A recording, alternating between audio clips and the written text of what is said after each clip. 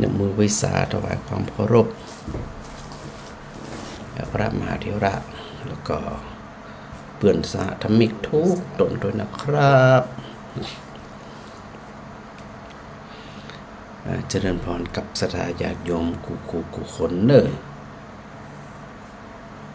ก็อันได้มาปักพระอาจารย์พระครูศรีปวรบัณฑิตนะวัดอุทุมพรตำบลตาเดือนะบ้านตาเดือตำบลพิชัยอำเภอเมืองลำปางคลื่น106.5 เมกะเฮิรตซ์สถานีวิทยุเพื่อการศึกษาวิทยาลัยสงฆ์นครลำปางได้ออกอากาศตลอดทั้งวันนะสำหรับสถานีวิทยุ106.5 เมกะเฮิรตซ์ในส่วนของพระอาจารย์เองในส่วนของอาจารย์พระครูเองก็ได้หับช่วงในช่วง2 ทุ่มถึง4 ทุ่มเพื่อที่จะได้นำสาระธรรมคติธรรมเนาะมาสนทนากับศรัทธาญาติโยมทุกคนที่ติดตามรายการกันมาโดยตลอดนะสถานะตั้ง Facebook ของตั้งสถานีวิทยุพ่องเนาะได้ฟังกันโดยทั่วหน้านะพอศรัทธาญาติโยมได้ฟังกันโดยทั่วหน้าแล้วก็ได้ถือโอกาสได้พิจารณาไตร่ตรองในการประพฤติปฏิบัติเพื่อที่จะเฮานั้นได้เปิดบนห้องว่าเปิดความเข้าใจเปิดสติปัญญาเนาะเปิดบนห้องว่าเปิดตาเปิดปัญญาเปิดความเข้าใจในมุมมองที่เฮาจะต้องได้เข้าใจกันโดยทั่วหน้าซึ่งป้ากันวันนี้นะเป็นวันอาทิตย์ที่19 ตุลาคม 2568 นั่นแสดงว่าวันนี้เป็นวันที่ได้ออกรายการสดเนอร์วันนี้นะแล้วก็2 คืนก่อนนั่นท่านพระอาจารย์มหาบุญช่วยปัญญาวชิโรเพิ่นได้มารวมงานทอดกฐินที่วัดอุทุมพรแล้วก็นอนจำวัดที่วัดอุทุมพรนี่2 คืน เมื่อเปิ่นมาจำวัดอยู่เนาะพระอาจารย์ก็บ่อยากจะฮือศรัทธาที่ฟังคลื่น106.5 เมกะเฮิรตซ์เนี่ยได้เสียโอกาสก็เลยได้กราบนิมนต์ท่านพระอาจารย์เปิ่นได้ออกอากาศรวมกันนะสถานนะโดยปกติศรัทธาก็ได้ฟังรายการธรรมะเปิ่นมาเมินเนาะหลายคนเนี่ยฟังเสียงก็หูละแต่ว่าบ่เคยหันหน้าหันตานะพอเปิ่นได้เดินทางมาที่วัดอุทุมพรหลายคนก็จื่นใจนะได้เห็น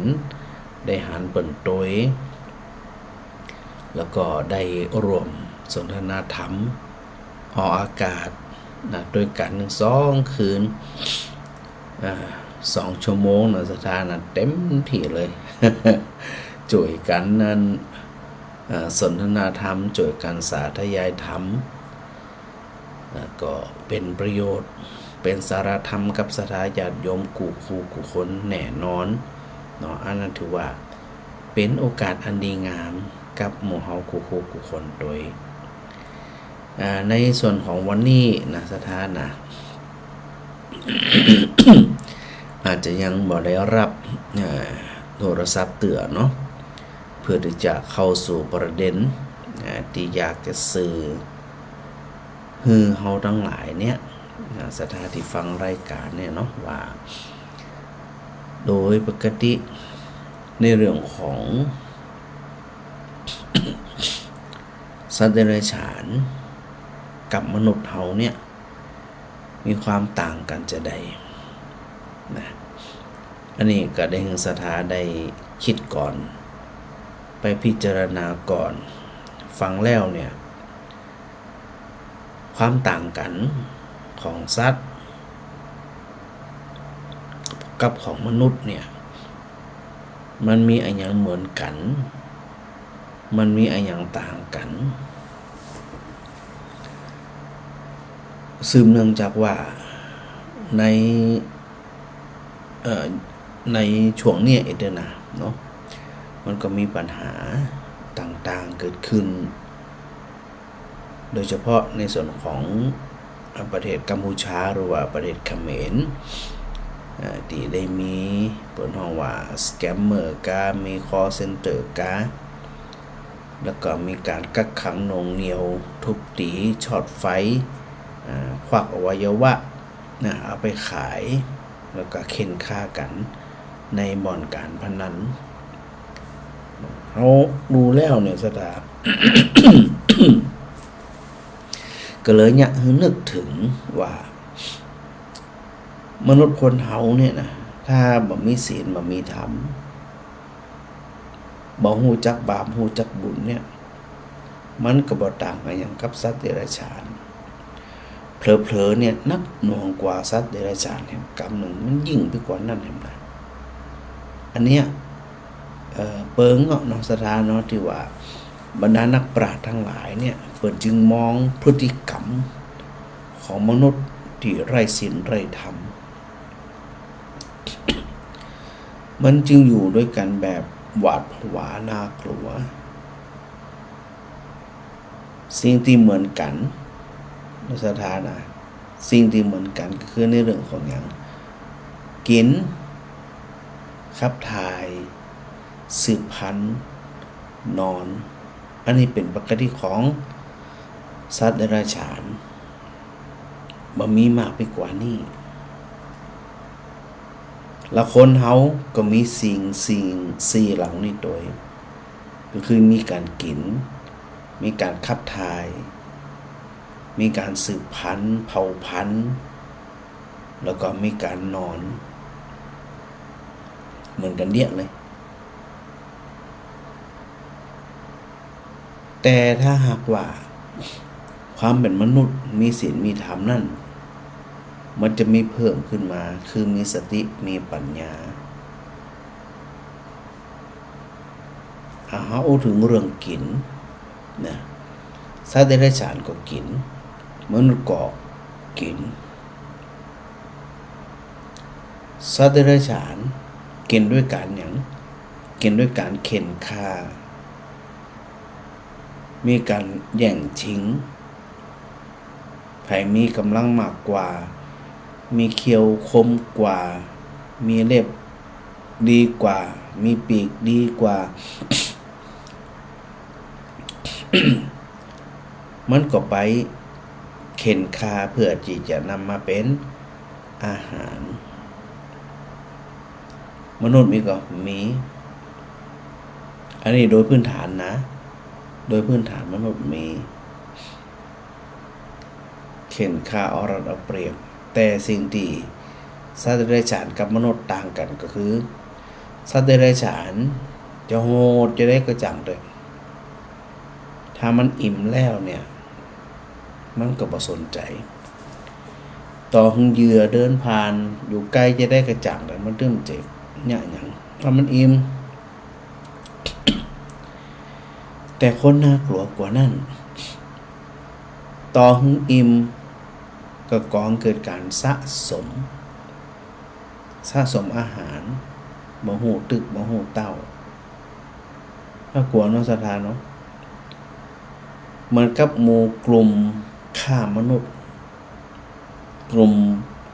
บ่อนคาสิโนกลุ่มอย่างอันนี้คือตามข่าวนะฮะโอ้น่ากลัวมากเลยในเบื้องแรกก็คือหลอกลวงคนอื่นที่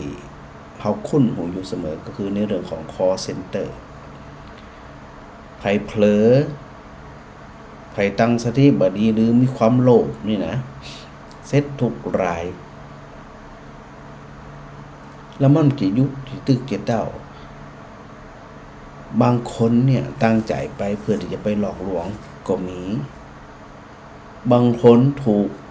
บังคับขู่เข็นทุบตีเอาไฟช็อตนะไปหลอกลวงคนในประเทศนั้นๆที่พูดภาษานั้นๆได้ถามว่าคนเหล่านี้เนี่ยมันใจมันทำด้วยอะไรอย่างนสถานเนาะมันบอกหูตึงหูเต้าอันนี้มนุษย์เนี่ยถ้าบ่มีศีลมีธรรมะน่ากลัวมากเลยน่ากลัวมากเพราะว่าบ่มีฮิริบ่มีโอตตัปปะบ่มีความละอายต่อบาปกรรมบ่มีความเกรงกลัวต่อบาปกรรมอันไหนที่ตัวเองจะได้ทรัพย์สมบัติอันไหนที่ตัวเองจะได้ทรัพย์สินเงินทองหาทุกวิถีทางแม้แต่มนุษย์เดียวกันก็บ่เว้น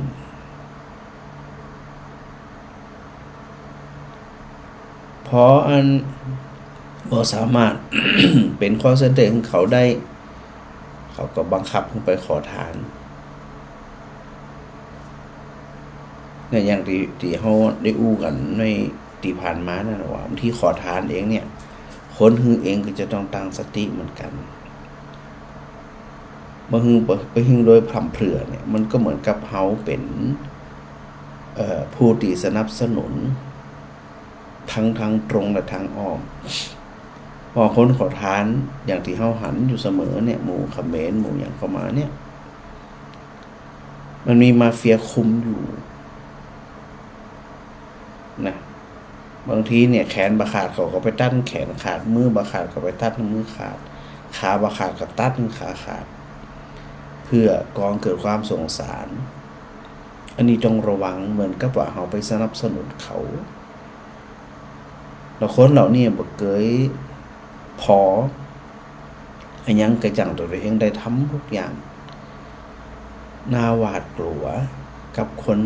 เหล่านี้กับพฤติกรรมเหล่านี้แล้วมันจะยุดแค่นี้นะสถานะมันจะโอ้โหทำร้ายร่างมนุษย์ทำร้ายร่างเผ่าพันธุ์และสุดท้ายมันก็ไปทำร้ายร่างหมู่ด้วยกันเขาจะไปมองทุกสิ่งทุกอย่างเนี่ยมันดีเสมอไปเพราะมุมหนึ่งคนที่พระพุทธเจ้าได้ตรัสไว้บุคคลเนี่ยเปรียบเหมือนอย่างเปรียบเหมือนมนุษย์สัตว์ติรัจฉาโนตัวเป็นมนุษย์แต่จิตเป็นเดรัจฉาน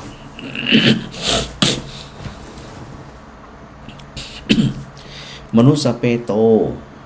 ตัวเป็นมนุษย์แต่จิตเป็นเปรตโหยหาหิวตลอดบ่ฮู้จักอิ่มบ่ฮู้จักพอบ่ฮู้จักย่างทำทุกสิ่งทุกอย่างเพื่อให้ได้ขึ้นมาเพื่อให้ตัวเองได้เปรียบมีกำลังมากกว่ามีอาวุธมากกว่ามีหมู่หลายกว่าไปข่มเหงรังแกทารุณกรรมในหมู่มนุษย์ด้วยกันเนี่ย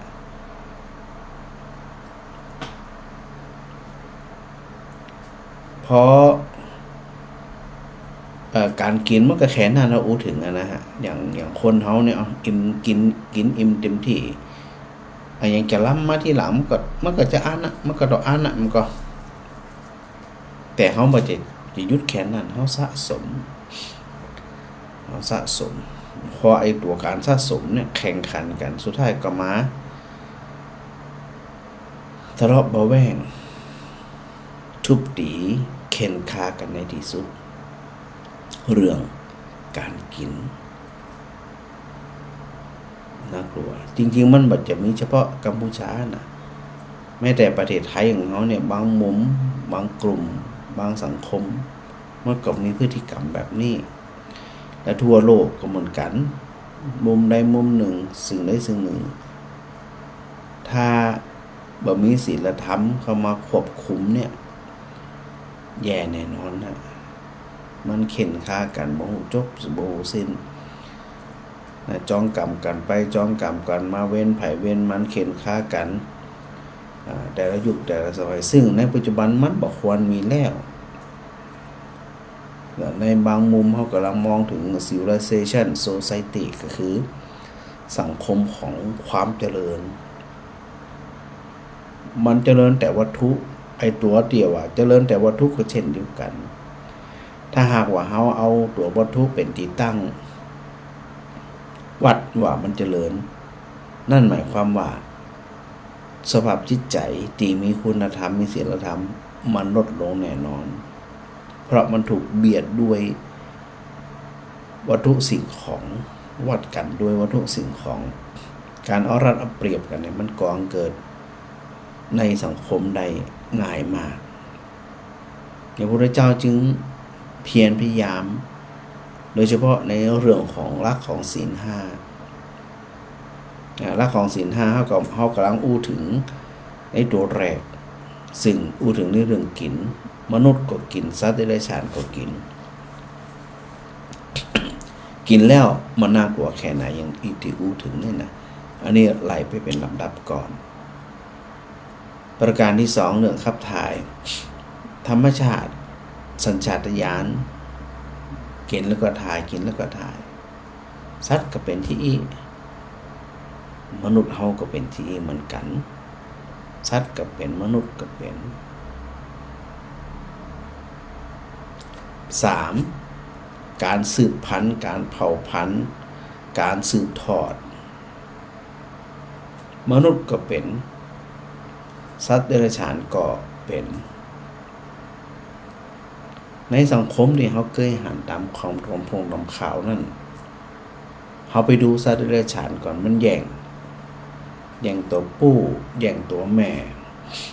คบกัน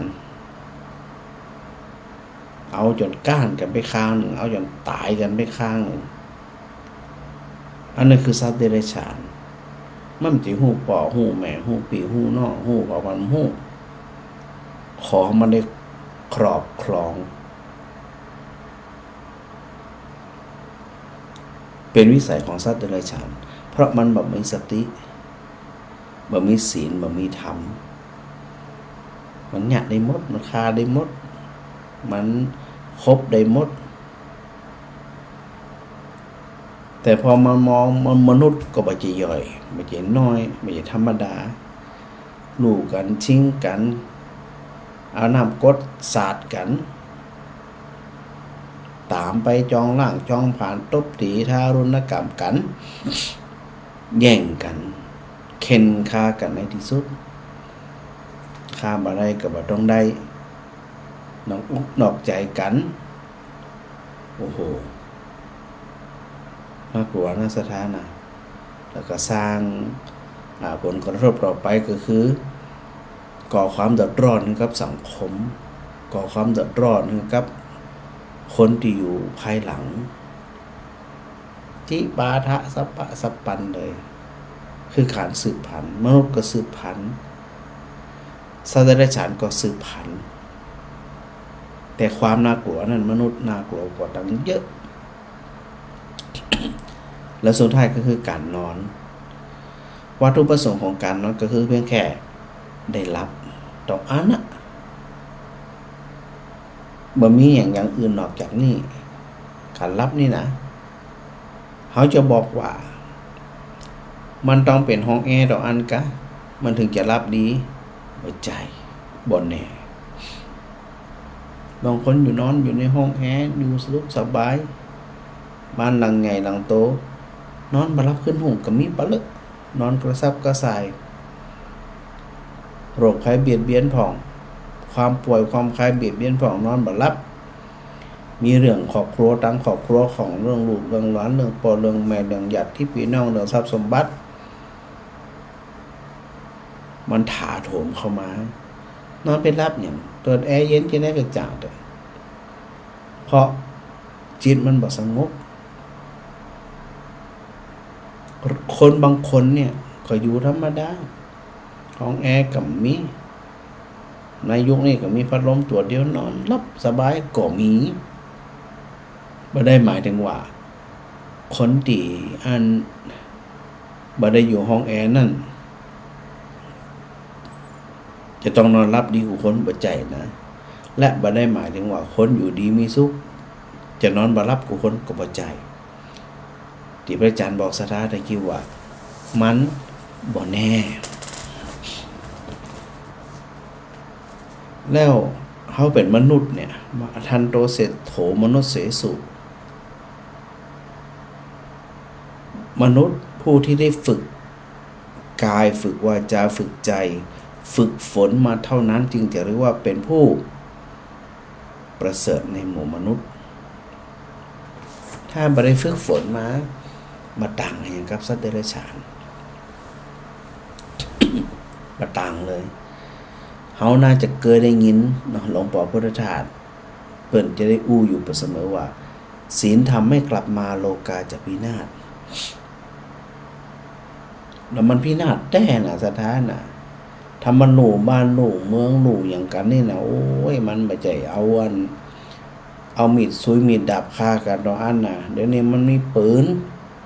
มันมีอาวุธไปจนถึงอาวุธนิวเคลียร์อาวุธชีวภาพทำลายโลกได้เลยทำลายมนุษย์ทั้งโลกเนี่ยพริบตาแค่นั้น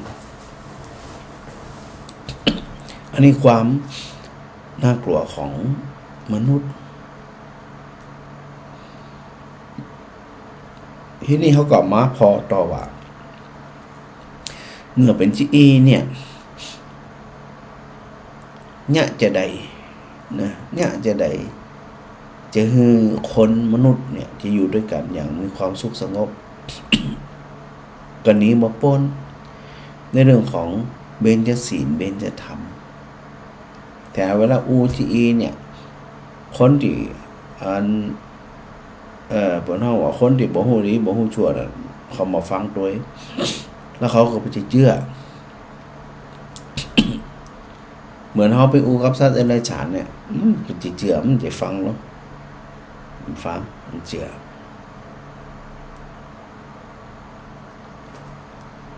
เฮาจึงระลึกถึงตรงนี้ว่าหมายถึงว่าปุถุชนที่พัฒนาตัวเองไปสู่ความเป็นอริยชนพัฒนาตัวเองไปสู่ความเป็นกัลยาณชนแล้วก็อริยชนนั่นโดยธรรมชาติของมนุษย์จะต้องมีเปิ้นเฮาว่าอย่างมีถึงขันติมีถึงธรรมะสัจจะธรรมะขันติจาคะความข่มใจมันต้องมีอยากได้เหมือนกันหมดแต่ละคนเนี่ยนะอยากได้บัตึกบัเต้าอันนั้นก็อยากอันนี้ก็อยากแต่ในเมื่อมันบ่ใจด้วยความสามารถบ่ใจของตัวเก่ามันก็ต้องรู้จักข่มใจข่มความอยาก อันนี้คือลักษณะเด่นของมนุษย์และบ่มีสิ่งมีชีวิตไหนในโลกมนุษย์เนี่ยจะคิดได้เต่ามนุษย์แต่ถ้ามนุษย์คนเฮานี่นะถ้ามันบ่ได้คือที่เนี่ยย่ำแย่แน่นอนสถาก็ลองนึกประวัติตัวเบญจศีลเบญจธรรมเป็นหลักที่คือคนเนี่ยต้องนำไปประพฤติปฏิบัติฮือใดทามาอาณาพินาศวอดไว้แน่นอนความเจริญทางด้านวัตถุโดยบ่ใส่ใจความเจริญทางด้านจิตใจทางด้านศีลธรรมมันจะได้มันจะต้องไปอย่างน้อยที่สุดเนี่ยมันก็ต้องไปคู่กันมีความเกรงกลัวต่อบาปกรรมซึ่งบาปกรรมนึกไปเนี่ยสถาคึดพอนว่าถ้าหากว่าเฮามองยุคแต่ละยุคของหมู่มนุษย์เนี่ยเขาอู้ถึงพุทธตั้งแต่ยุคมนุษย์หินมนุษย์ป่ามนุษย์ที่มีความเชื่อเรื่องธรรมชาติเหนือธรรมชาติไปจนถึงเรื่องกรรมไปจนถึงเรื่องการเชื่อตัวเองมนุษย์ในสมัยก่อนเขาว่าเป็นมนุษย์หินมนุษย์ป่าเนี่ยมีความเป็นอยู่คล้ายๆกับสัตว์เดรัจฉาน มันมีศีลมันมีธรรมแต่อยู่ด้วยกันด้วยครอบครัว บอกว่าอาจจะมีการทะเลาะเบาะแว้งประหัตประหารเค้นฆ่ากันซึ่งหน้ายกหมู่ของซึ่งหน้าเขาก็เกิดแบบนั้นแต่มันมีจริงเนี่ยจะได้ สมัยก่อนมันมีอาวุธมีปืนมีระเบิดก็ใช้เนี่ยหินเนี่ยสถานะหินเอามาหลับเอามาฝนมันคมซึ่งมันสั้นเนี่ยยังได้ก็พัฒนามาเอาหินเนี่ยเอามาเป็นสิ่งมีคมเอาไปถากไม้ไผ่ไม้สาไม้หวกไม้หยังกระจังเด้อถากมาเป็นไม้แหลมมาเป็นไม้ง่าวเอาไปแต่งกันหมู่ไผหมู่มันเผาไผเผามันก้าวกายกันมาได้ข้ามเขตข้ามนั้นมาได้หรือเขาจะห้องว่าอันยุคของมนุษย์ป่าเถื่อน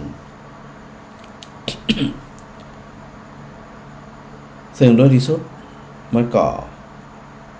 ลำบากทั้งสองฝ่ายตายกันทั้งสองฝ่ายพิกลพิการกันทั้งสองฝ่ายเพราะมันเกิดการห้ำหั่นซึ่งกันและกันห้ำหั่นใส่กันเลยแล้วก็พอเลยมาว่า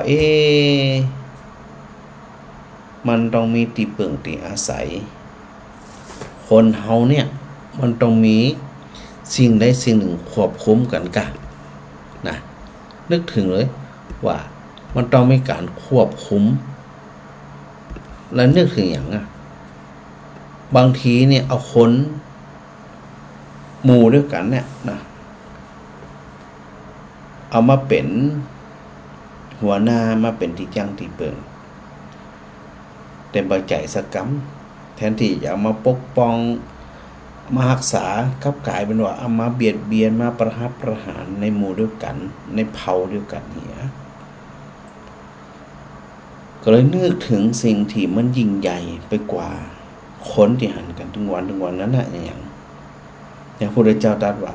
พหุงเทวาสารนังยันติพหุงเวสารนังยันติปปตานิวนานิจะอารามรุขเจติยานิมนุสสะพยตัชชิตาคนเป็นอันมากเมื่อถูกภัยคุกคามก็ถือเอาภูเขาผ่องเอาป่าไม้ผ่องเอาอารามวัดวาอารามผ่องเอารุกขเจดีย์เอาต้นไม้เป็นที่พึ่งผ่องซึ่งพระพุทธเจ้าตรัสแล้วว่าเนตังโขสารนังเขมังเนตังสารณมุตตมังเนตังสารณมาคมัสสปะทุกขาปมุจจติวันนั้นบ่ใจเป็นสารณะอันเกษมบ่ใจเป็นที่พึ่งอันเป็นอุดมมงคลเพราะคนที่อาศัยป่าไม้ก็ตามภูเขาก็ตามวัตถุสิ่งของต้นไม้ยังก็ตามมาเป็นสารณะเป็นที่พึ่งนั่นย่อมบ่พ้นจากความทุกข์ใด ซึ่งเขาก็ต้องยอมรับนะว่าในมีถึงสมัยแต่ก่อนอันนี้เขายุคถึงถึงในสมัยปนยุคหินมาเนี่ยมันก็จะมีลักษณะความเจือแบบเนี้ยภูเขาใหญ่ๆก็คิดว่าน่าจะมีอิทธิฤทธิ์มีอิทธิพลต่อชีวิตต้นไม้ใหญ่ๆต้องมีลูกเทวดาต้องมีผีต้องมีอำนาจป่าเขาลำนาวไพรกว่าหมดเนี่ยกลัว โดยเข้าใจว่าสิ่งทั้งหลายเหล่านี้เนี่ยมีอำนาจในตัวเก่าจะพ้นทุกข์ได้ก่อนซะแล้วไปพ้นได้อย่างภูเขาก็คือภูเขาป่าก็คือป่าต้นไม้ก็คือต้นไม้สิ่งก่อสร้างก็คือสิ่งก่อสร้างแต่แหมมุมหนึ่งมันน่าคิดนะเดี๋ยวพระอาจารย์ก็จะได้ปิกมาถามว่าความเชื่อเราเนี่ยปัจจุบันมีก่อนมีไปเซ็นสวงเจ้าป่าเจ้าเขาลำนาวไพรต้นต้นไม้อย่างต่างๆไปขอหวยขอแชร์เอาแปลงไปโป๊ะไปปะไปอย่างมันไม่ถึงปัจจุบันนี่เนี่ยถ้าสมมุติพระพุทธเจ้าพระองค์ยังมีพระชนชีพอยู่เนี่ยพ ระองค์ก็จะตัดจะได้จะว่าจะได้เนาะขนาดสอนมาเป็นพันปี2,000 ปีแต่คนก็ยังมีความเชื่อเรื่องเหล่านี้อยู่อันนี้ในพระจักรกำลังไหลในเรื่องของความเชื่อว่าอันยังที่จะมาเป็นที่พึ่งของตัวเองได้พอสุดท้ายมายุคหนึ่งสมัยหนึ่งมันก็จะโป้นเช่นโรคหากินก็ไปบนบ้านศาลกล่าวจะหึงบ่มีโรคหากินได้ก็ไม่ได้อย่างมันเป็นเชื้อแบคทีเรียมันเป็นไวรัสตายกันเป็นเบื่อกะบ่ใจละที่นี่ใจละมันน่าจะมีสิ่งที่เร้นลับสิ่งที่เหนือธรรมชาติแหมก็นึกถึงอย่างนึกถึงพระเจ้านึกถึงเทวดาพระเจ้าก็ตามเทวดาก็ตามเปิ่นจะปกปักรักษาเนี่ยจะได้ต้องไปบนบานศาลกล่าวบูชาเส้นสวงเพื่อหยังเพื่อจะให้เราเทวดาก็ตามเราเทพเจ้าทั้งหลายก็ตามเนี่ยมาปกปักรักษาแล้วก็อำนวยอวยพรให้ศีลให้ปอนกับตัวเก่าพระอาจารย์ก็น่าจะเกยเล่าให้ศรัทธาฟังแล้วนะว่าลัทธิหรือความเชื่อของการบูชาเนี่ยมันมีมาตั้งแต่ดึกดำบรรพ์ละแล้วในช่วงสมัยของพระพุทธเจ้านั้นมีเรื่องเหล่านี้เยอะแยะมากมายโดยเฉพาะในเรื่องของพระเจ้าปัสเสนทิโกศลกรุงสาวัตถีแคว้นโกศลเนี่ยนะมีเรื่องเหล่านี้เกิดขึ้นเยอะถามว่าประเดี๋ยวนี่มีก็มี เอาความหวังเอาความสุขความตุกไปฝากกับเทพเจ้าว่าทุกตีทุกตังเทพเจ้าผลหูหมดหันหมดว่าเขาคิดดีคิดบ่ดีทำดีทำบ่ดีนี่นะแล้วก็เนี่ยคนเนี่ยพอมีความเจือก็เลยบนบานศาลกล่าวอ้อนวอนขอถูกหวยรวยแชร์ขอให้เทพเจ้าประทานพรให้ข้าพเจ้าเนี่ยอยู่ดีมีสุขบ่มีโรคบ่มีภัยอยู่สบายบ่ร้อนบ่หนาวบ่เดือดร้อนนี่นะแล้วประทานพรข้าพเจ้าสำเร็จในชีวิตถามว่าคนที่สมหวังมีก็มีที่มีไม่ใช่มีเพราะเทพเจ้ามีเพราะตัวเก่าได้สะสมสร้างเหตุสร้างปัจจัยมาแต่คนที่บ่สมหวังผิดหวังมีนักกว่าโมโหเป็นกิตับพอขอได้บ่ได้แสดงว่าเขาเนี่ยเอาเปรียบเทพเจ้าเอาเปรียบเทวดาขอบ่ได้แบบมีอย่างไปฮือเปิดไปได้อย่างนี่แหละมันก่อเกิดการติดสินบนโหนี่มันจนถึงปัจจุบันนี่นะสถานะติดสินบนนี่อย่างเอาดอกไม้ไปบูชาไปเส้นสวงเทพเจ้าตีสำเร็จมีก็มีย้ำแอมว่าตีสำเร็จได้สมหวังได้เพราะเหตุปัจจัยที่ตัวเองได้ทำมาตีบ่สำเร็จมีก็ปานละพอบ่สำเร็จคนอินเดียเนี่ยนะนึกถึงคนอินเดียเนี่ยนะเวลาเปิดบูชาเส้นสวงเป็นใจดอกคำปูจูเนี่ยใจดอกคำปูจูเนี่ยคือหรือว่าดอกดาวเรืองเนี่ยนะบูชาเมื่อบูชาแล้วมันบ่ได้ขอแล้วมันบ่ได้มนุษย์ยุดแค่นั้นก็สิยุดก็ว่าเปิดโปรดปรานดอกไม้หามันกินบ่ได้มันต้องมีผลไม้มันต้องแจ้งผลไม้นะกะหาละที่นี่ผลไม้ถูกผ่องแป้งผ่องไปมีอันน้อยมีกำลังทรัพย์น้อยมีของน้อยก็บูชาเส้นสวงด้วย ตามมีตามเกิดใครมีกำลังน้อยก็หาใครมีกำลังนักก็หาซื้อผลไม้ดีๆมีคุณภาพที่ราคาแพงๆเข้าใจว่า เทพเจ้าเทวดาน่าจะโปรดปรานอาหารผลไม้เหมือนเดิมขอแล้วได้มีก็มีขอแล้วมันได้มีก็นักกว่าเป็นไหนแล้วคนมาได้จะได้หรือว่าเทพเจ้าเปิ่นบ่ต้องการผลไม้เปิ่นน่าจะกินอาหารเหมือนเฮาเนี่ยคิดไปเองนะว่าเปิ่นน่าจะชอบอาหารก็นำอาหารไปก็เป็นผักไม่ใส่เกลือถึงลวกผ่องถึงสดผ่องถึงแกงผ่องถึงต้มผ่อง มีน้ำพริกผ่องบ่มีน้ำพริกผ่องนี่นะบนไปเหมือนเดิมนะสำเร็จก็มีบ่สำเร็จก็มาก็ว่าเปิ้นบ่กินมังเตยเวลาเปิ้นจะกินเนื้อกะแน่เนื้อที่หาง่ายที่สุดเยอะที่สุดค่าง่ายที่สุดคือหยังแปะจึงเป็นที่มาของคำว่าแพะรับบาปแปะเนี่ยง่ายที่สุดละง่าย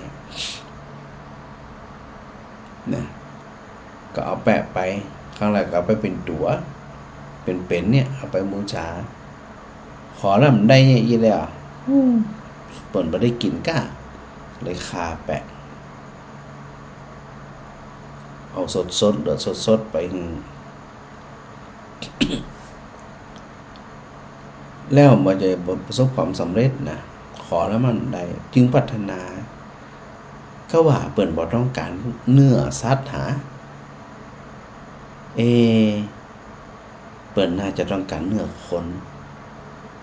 จึงเอาคนไปบูชายันกลับมาเบียดเบียนมนุษย์ด้วยกันเข็นฆ่ากันยกตัวอย่างที่พระเจ้าประสิทธิทรงสุบินหรือฝันละโมพระโมโหนทั้งหลายก็บ่ฮู้ว่าจะตอบจะใดก็เลยแนะนำว่าเอาละอ่อนเป็นหญิง500ละอ่อนปัจจัย500หมูหมากาไก่ยังก็ว่าไปงอควายยังว่าไปสิ่งมีชีวิตอย่างละ500เอาไปฆ่าเพื่อไปบูชาเทพเจ้ามนุษย์เนี่ยมันไม่ใช่ธรรมดานะน่ากลัวที่สุดเลยถ้ามันเจือที่อีแล้วน่ากลัวที่สุดเนี่ยพระอาจารย์กำลังบอกคุณสถาได้เข้าใจว่าพอกลับมาจากมนุษย์ยุคหินเข้ามาสู่มนุษย์ที่ยึดถือเอาธรรมชาติเป็นที่เปิง แล้วพัฒนามาเอาสิ่งที่มองไม่เห็นคือเหนือธรรมชาติซูเปอร์เนเจอรัลเนี่ยว่ามันต้องมีสิ่งเหล่านี้มีข้อยพระเจ้ามีคนพอเฮาอยู่อย่างเฮาอยู่เฮาต้องเอาใจถ้าบ่จะอันเนี่ยมีโทษมีคุณกับเฮาซึ่งคำสอนเหล่านี้เนี่ยบ่มีในพระพุทธศาสนาแต่พอจะเชื่อหรือจะทำอย่างต่อไปก็ตามอริยสัย อันนี้กำลังเล่าถึงในเรื่องของพัฒนาการจนเข้ามาสู่ในเรื่องของอย่างว่ามนุษย์เนี่ยเกิดการเบียดเบียนเข็นขาโดยอ้างเอาเทพเจ้าอ้างเอาเทวดามาเป็นหมู่เป็นพวกสุดท้ายก็พากันไปแสวงหาความจริงที่ถูกต้องเป็นว่าโมกขธรรมธรรมที่นำไปสู่ความหลุดพ้นเมื่อใดก็ตามที่ถึงยุคแต่ละยุคที่ผ่านมานั้นมนุษย์บ่จะปลอดจากความทุกข์ยิ่งทำยิ่งทุกข์ยิ่งทางยิ่งหวาดระแวงยิ่งทำยิ่งลำบากจึงมาสู่การค้นแสวงหาหนึ่งในนั้นองค์สมเด็จพระสัมมาสัมพุทธเจ้าในสมัยที่พระองค์เสวยพระชาติเป็นพระมหาบุรุษเจ้าชายสิทธัตถะแต่ในพระประวัติเนี่ยเขาก็จะไปเข้าใจในส่วนเฉพาะของเทวทูตทั้ง4แต่ในความเป็นจริงแล้วเนี่ยการที่มนุษย์เบียดเบียนกันอาฆาตพยาบาทกัน นินทาวาร้ายกันอิจฉากันมันมีทุกยุคทุกสมัยพระองค์ต้องการแสวงหาว่ามันต้องมีสิ่งใดสิ่งหนึ่งละอย่างคนเนี่ยอันทะเลาะเบาแวงกันอย่างคนเนี่ยเข็นฆ่ากันมันต้องมีจึงทรงแสวงหาแล้วก็ตรัสรู้ในใต้ดวงพระศรีมหาโพธิ์ว่าคนเฮาเนี่ยถ้าอยู่ด้วยกันแบบนี้โดยความเป็นมนุษย์ปุถุชนเข็นฆ่ากันทารุณกรรมกันอาฆาตพยาบาทกันนินทากันอย่างกันนี่นะต่อไปมนุษย์ก็จะได้รับผลอย่างเผ็ดร้อนดอกเอาอย่างในยุคปัจจุบันเขาก็หันแล้วสถานะบางมุมของโลกตีบ่มีศีลบ่มีธรรมฝ่ายปกครองผู้ปกครองเอารัดเอาเปรียบข่มเหงรังแกประชาชนคนไปอันนี้มันหันอยู่จริงๆแล้วมันจึงก่อเกิดอย่างสุดท้ายก็เกิดการทะเลาะเบาะแวงเข็นฆ่าเหมือนประเทศเนปาลมันก็เผาตึกเผาอย่างต่างๆอันนี้ยังบ่ถึงขนาดว่าต้องเข็นฆ่าคนเนี่ยเป็นเบื่อ เหมือนเขมรเขมรแดงมันก็2,500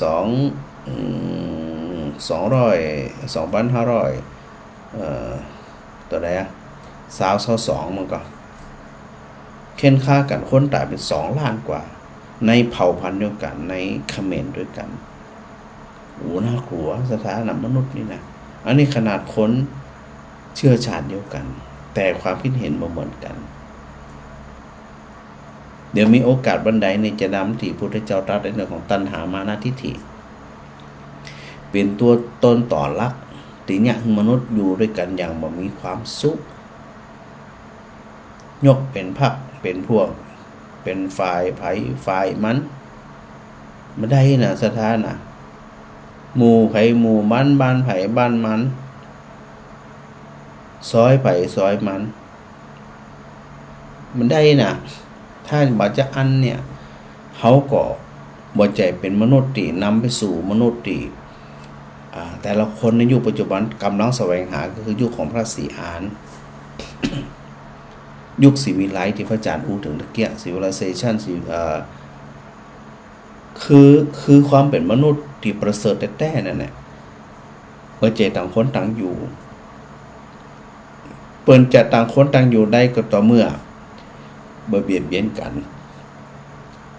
แต่มีความสมัครสมานต่อกันใจแยกหมู่แยกพวกแยกบ้านเหนือแยกบ้านใต้แยกบ้านตกแยกบ้านออกบ่ใจเป็นวิสัยของมนุษย์ผู้มีการฝึกฝนที่ว่าทันโตเศรษโธมนุษย์เสสุยกตัวอย่างเขมรเนี่ยเพียงแค่ต้องการอำนาจในหมู่ตัวเก่าถึงกับต้องไปเข็นฆ่าคนในประเทศเดียวกันตายเป็นเกือบ3 ล้านสถานะประวัติศาสตร์กับมึงนิ่งหันอยู่จนปัจจุบันเนี่ยสถาว่าหรือเขาจะอยู่แบบนั้นคำสอนพระพุทธเจ้าเนี่ยเขาต้องใส่ใจเป็นพิเศษเพราะเขาเป็นมนุษย์มีบ่จะอ่านแล้วเนี่ยเขาก็บ่ต่างอย่างกับสัตว์เดรัจฉานที่มีกินขับถ่ายสืบพันธุ์แล้วก็นอนไร้ขาเหมือนกับสัตว์เดรัจฉาน อันนี้เป็นเรื่องของพื้นทั่วไปบ่ใจเรื่องลึกซึ้งอะไรอย่างเลยแต่เฮาทั้งหลายสามารถหันในปัจจุบันนี้มันต้องคิดแล้วนะสถานะมันต้องคิดแล้วนะอยู่กันไปม่วนกันไปโอ้โหเป็นวิสัยที่น่าอยู่จะตายอยู่กันไปทะเลาะกันไปทุบตีกันไปทรมานกันไปเข็นฆ่ากันไปมีสัตว์เดรัจฉานเท่านั้นที่มันทำเขาเนี่ยยกตัวเก่าอยู่เสมอว่าเขาเป็นมนุษย์แล้วก็เข้าข้างตัวเก่าเป็นสัตว์ประเสริฐมันจะประเสริฐได้จะใดการกระทำกรรมความคิดยิ่งไปกว่าสัตว์เดรัจฉานแหมการเข้าใจธรรมเนี่ยมันต้องเข้าใจแบบนี้นะสถานะธรรมชาติ เข้าใจธรรมชาติก่อนบอกออกมาจะอันเนี่ยอย่างที่เฮาหันเนี่ยเกิดการฆ่ามนุษย์ถือมนุษย์เป็นสินค้าลำบากแน่ต่อไปเนี่ยคนที่มีตังมีอำนาจก็มีอำนาจเงินมีอำนาจอาวุธมีอำนาจในเรื่องการเมืองนี่นะสามารถที่จะไปฆ่าไปก็ได้ไปเอาในตาเปิดไปเอาเคี้ยวเปิดไปเอาปอดเปิดไปเอาหัวใจเปิดคือยิ่งกว่าสัตว์เดรัจฉานเพราะสัตว์เดรัจฉานมันจะไปฆ่าคนอื่นเพื่อที่จะไปเอาอวัยวะมันมาใส่ตัวเขานะแต่มนุษย์ถ้าหากตราบใดที่บ่มีศีลบ่มีธรรมมันไปถึงยุคนั้นบ่ได้ระสำแน่นอนแล้วมันเกิดขึ้นจริงเรื่องเหล่านี้มีการฆ่ามนุษย์ฆ่าอวัยวะต่างๆเนี่ยมันมีมาเฮาได้ยินมาพอสมควรแล้วมันก็หลายสิบปีแล้วบัดเดี๋ยวนี้สำหายกะเสียห้องว่าการแพทย์พัฒนาเนี่ยก็คือสามารถจะเปลี่ยนแปลงอวัยวะได้อย่างใดแล้วคนที่บ่มีกำลังในการปกป้องตัวเก่าหรือที่อยู่จะได้มันก็เหมือน เหมือนป่าเหมือนพักเพราะมนุษย์บ่มีความเกรงกลัวต่อกันน่ะสุดท้ายมันก็เข็นฆ่ากันง่ายๆเพียงเพื่อหยังเพียงเพื่อที่จะเอาอวัยวะส่วนใดส่วนหนึ่งมาใส่ตัวเก่าเพื่อที่จะยืดอายุตัวเก่าขึ้นไปต่อมาใส่ได้มันก็ยืดได้ระยะหนึ่งโดยที่สุดบ่มีไผที่จะยืดได้ตลอดอยู่ได้เป็นพันปีเวลาเราไปดูหนังจีนเนี่ยก็ บรรดาจักรพรรดิ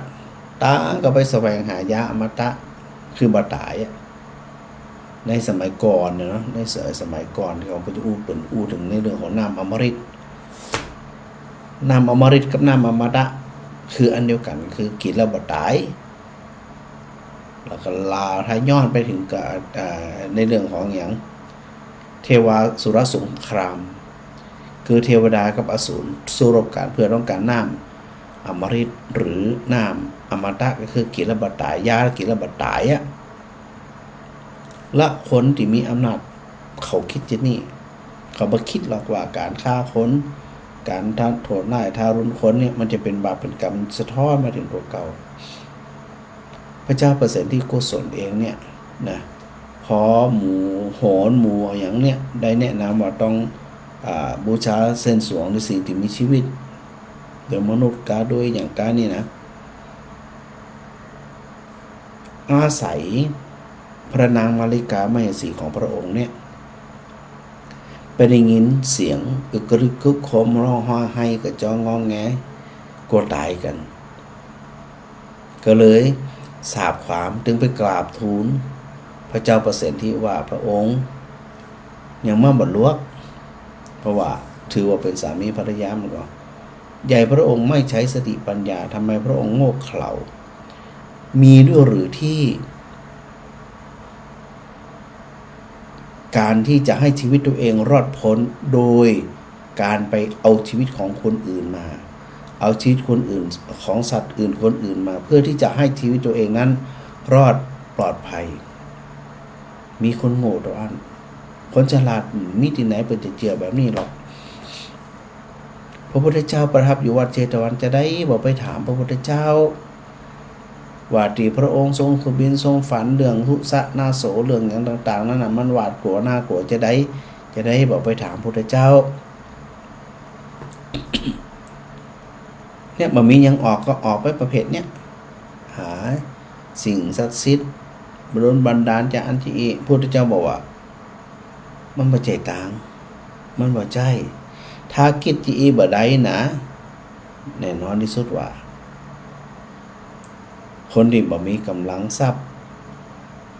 บ่มีกำลังอาวุธบ่มีกำลังการเมืองกฎหมายอยู่ในมือนี่นะถูกเอารัดเอาเปรียบและถูกเข็นฆ่าอย่างง่ายๆเลยนอกสถาอันนี้น่าสนใจนะจากเรื่องเราเนี่ยก็จะสถาก็จะต้องระลึกถึงด้วยนะว่ามนุษย์เนี่ยน่ากลัวที่สุดในบรรดาสิ่งมีชีวิต นอกนั้นมันก็เป็นไปตามสัญชาตญาณแต่มนุษย์เกินสัญชาตญาณเนี่ยจะใดจะคือเอาสภาพจิตใจเนี่ยมาอยู่ในใจธรรมะอยู่ในใจความเกรงกลัวต่อบาปความละอายต่อบาปกรรม อยู่ในสายเลือดอยู่ในความคิดมันถึงจะอยู่ด้วยกันได้อย่างมีความสุขในสถานะถ้าบ่อันเนี่ยเฮาลำบากแน่นอน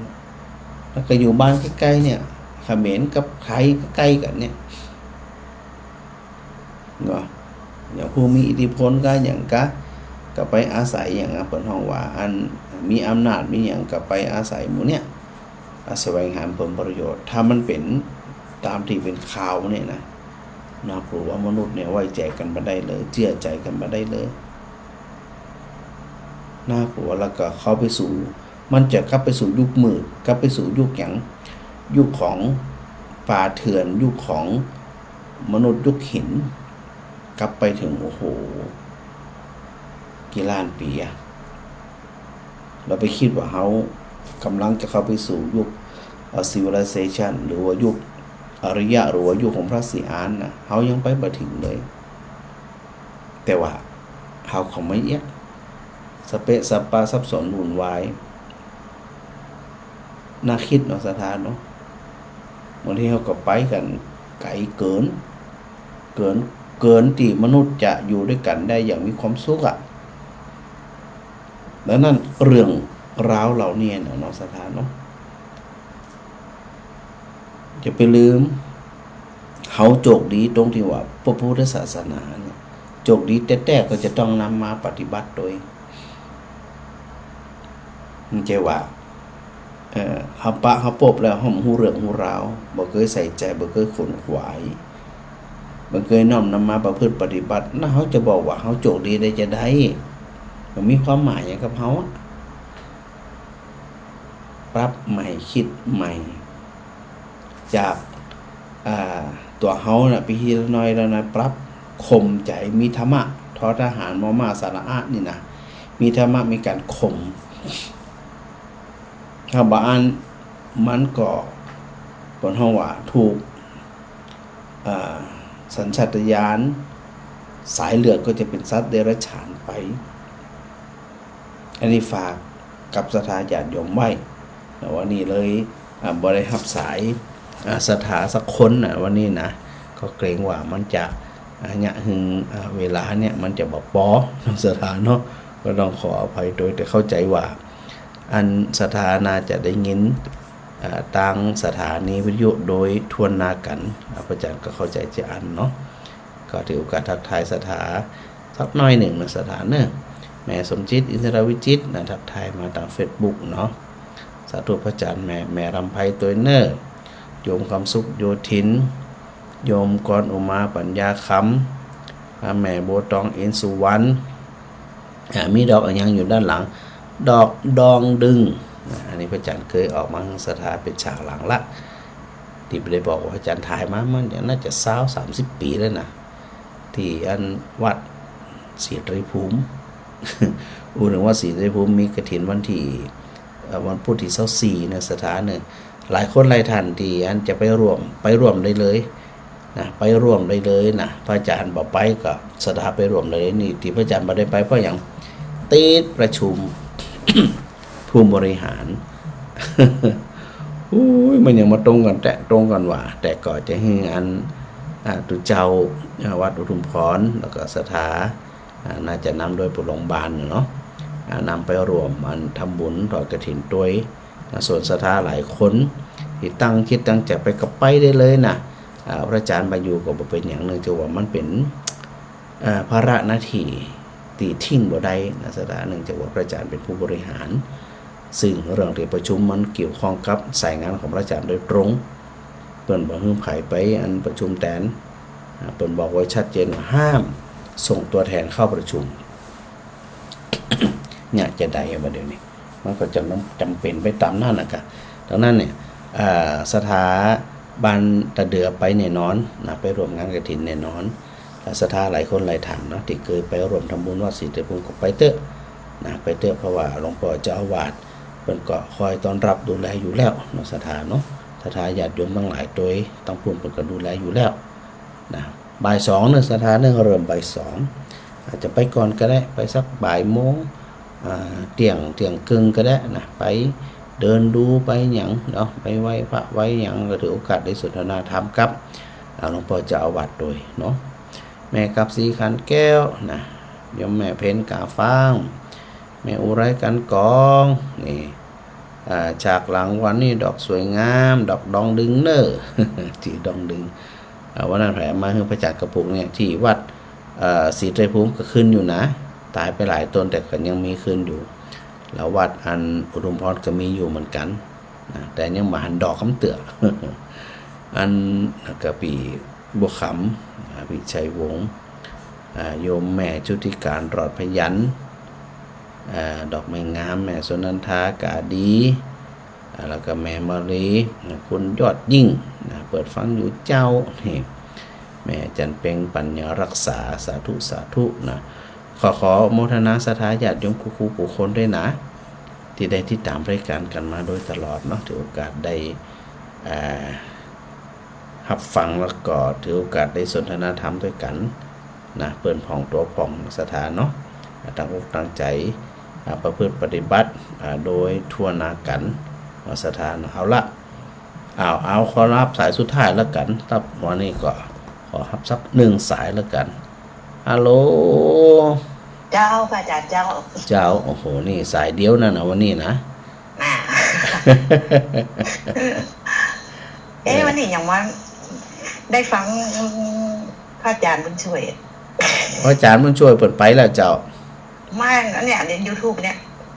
ไผ่โหลดแอปนั่นน่ะมาฮู้ละตอนนี้พระอาจารย์เป็นรายการสดอยู่นะเจ้า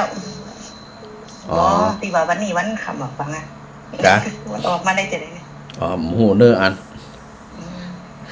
พระอาจารย์เจ้ามนุษย์นี่มันเป็นสิ่งที่น่ากลัวมากที่สุดเลยถูกต้องเจ้าก็ใจมนุษย์ยังจะมาฮู้เลยว่าใจเปลี่ยนจะได้ใจเฮายังฮู้เลยยิ่งถ้าบ่มีศีลบ่มีธรรมซ้ำให้นะเจ้าโอ้แม่นเบียนกันโอ้มีใครเกิดน่ะจึงจะต้องมีธรรมะต้องมีเจ้าต้องคมทุกวันนี้ก็ต้องมีธรรมะติดตัวเฮาแต่บ่มีนี่ตายอย่างเดียวน่ะเจ้าจิตมันฟุ้งซ่านเนี่ยแม่นเจ้ามันต้องแก้ธรรมะเข้าไปคมเดินไปเนี่ยมันก็เป็นธรรมะนะเจ้าแม่นดูธรรมชาติไปก็คือจิตใจดีนั่นแหละฟังธรรมะเป็นตัวถูกต้องมันต้องปรับกันโดยตลอดแหมเจ้าดีละเดี๋ยวนี้จะมีแอปของพระมหาบุญช่วยนะเพิ่นห้องว่าจะได้ดี YouTube ก้าพระอาจารย์เจ้าเป็น YouTube เจ้าพระอาจารย์มหาบุญช่วยเจ้าเปิดปิกไปแล้วโอ้ยเปิดมีเป็นปันมาได้จะได้น่ะเปิดมีเป็นปันหมูฮู้นะถ้ามันออกจะได้เนี่ยหมูฮู้เด้อแต่เปิดนั้นออกมาเป็นปันถือเป็นตอนเลยเยอะมากเลยเยอะเจ้าเยอะเพราะเปิดออกมาเหมือนบัจจัยเจ้าเนี่ยที่ใน YouTube เนี่ยผมไม่ได้ไปค้นหาซะยังออกมาดีๆแต่ชอบเพิ่นนะเปิ้นแฝงในกรเนี่ยอย่างเพิ่นน่ะม่วนดีแล้วก็เป็นอย่างนี้ตลกดีนะเนาะเปิ้นมีกลงมีกลอนมีอย่างอยู่ถ้าถูกใจได้ใครหัวคะพระอาจารย์ยังบ่มีของเจ้าว่าพระอาจารย์มีก่อนว่ามีประตูกรอนเนาะ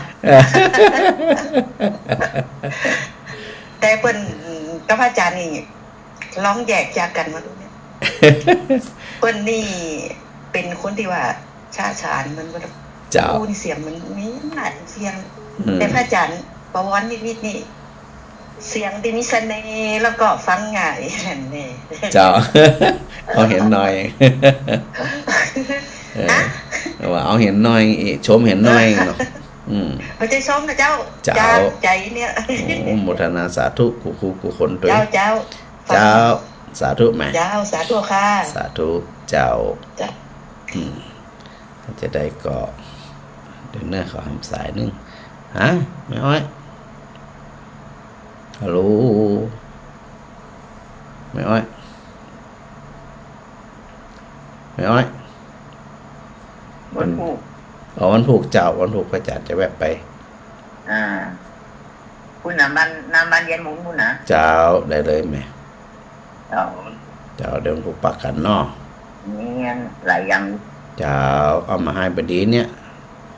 ปากสันปฏิสุทธิ์ ได้เลยเจ้า เจ้า สาธุเจ้าสาธุเจ้า กับนมัสการเป็นกำลังใจให้นะ เจ้านะโมทนาสถากูคูกูคนเนอร์บุญกรรมบุญจู บุญทักษากันกูคูกูคนเอวังก็มีโดยประกาศชนี้นะ ลงท้ายเห็นหน่อยหนึ่งเนาะ